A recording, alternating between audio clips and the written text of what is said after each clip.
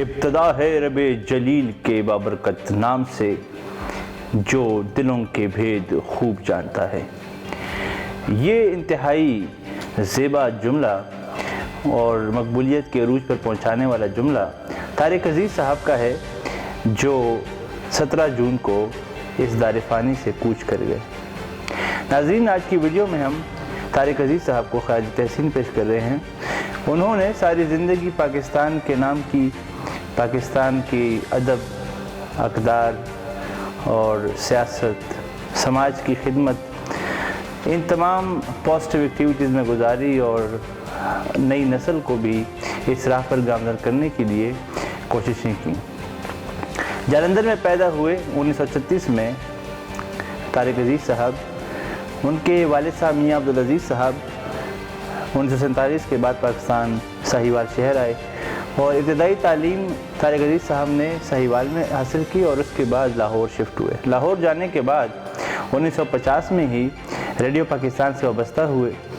Radio Pakistan سے وابستہ ہونے کے ساتھ ہی جب پاکستان ٹیلی ویژن 1964 میں لانچ ہونے جا رہا تھا تو سب سے پہلے male announcer, newscaster, anchor person کے عنوان سے طارق عزیز صاحب پہلی وہ شخصیت تھے جو پی ٹی وی کے اسکرین پر پورے پاکستان کو نظر آئے۔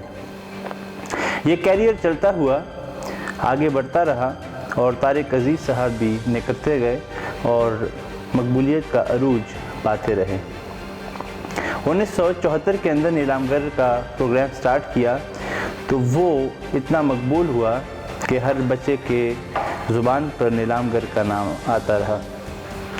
وہ ایک ایسا گیم شو تھا کہ جس میں طارق عزیز صاحب نے ایک نئے انداز سے لوگوں کو ایجوکیٹ بھی کیا اور کوئز پروگرام بھی رکھا اور ساتھ انعامات بھی دیتے رہے۔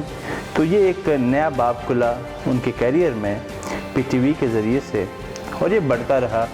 اس کے بعد 1967 کے اندر بھی انہوں نے اداکاری بھی کی اور کچھ اچھی فلمیں بھی دیں فلم انڈسٹری کے اندر۔ تو یہ کیریئر بڑھتا رہا۔ طارق عزیز صاحب نام کماتے گئے، مقبولیت کا عروج حاصل کرتے رہے، لیکن ان کے اندر جو حب الوطنی کا جذبہ تھا وہ بدرجہ اتم وہ بھی بڑھتا رہا۔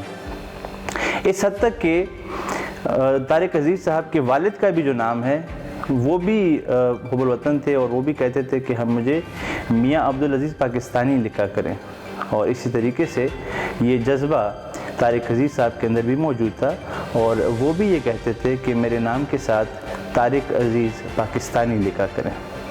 طارق عزیز صاحب ایک ادیب بھی تھے، پنجابی شاعر بھی رہے اور اردو زبان کے شاعر بھی رہے۔ ایک بار شناسی پر کتاب بھی لکھی اور ایک اپنی بایوگرافی کے اوپر بھی کتاب لکھی ہے، فٹ پاتھ سے پارلیمنٹ تک۔ فٹ پاتھ سے پارلیمنٹ تک کتاب کا جو ٹائٹل ہے یہ بھی ان کی لائف کو بتا رہا ہے کہ کس طریقے سے ان کی لائف گزری ہے، فٹ پاتھ سے پارلیمنٹ تک کا سفر کیسے کیا۔ کیونکہ 1997 کے اندر طارق عزیز صاحب سیاست کے اندر بھی آئے۔ ویسے تو وہ اسٹوڈنٹ لائف سے ہی سیاسی منظرنامے میں موجود تھے، لیکن 1997 کے اندر وہ قومی اسمبلی کے ممبر بھی بنے۔ 1997 میں پاکستان مسلم لیگ نون کی طرف سے لاہور سے الیکشن لڑا اور آج کے وزیر اعظم عمران خان صاحب مد مقابل تھے اور وہ ان سے ہار گئے تھے۔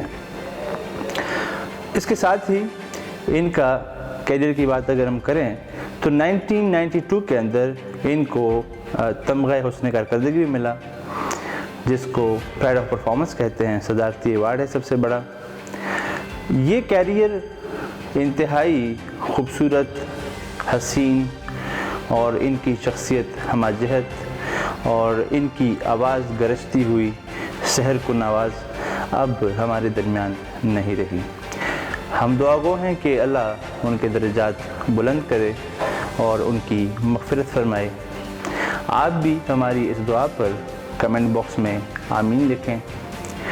اسی کے ساتھ اپنے میزبان سید شہباز کو اجازت دیجیے اور کوشش کریں کہ ہمارے جو ریئل ہیروز ہیں جنہوں نے پاکستان کے لیے کام کیا ہے ان کو یاد رکھیں، تاکہ ہم اپنا نام، اپنی قوم کا اور اپنے ملک کا نام روشن کر سکیں۔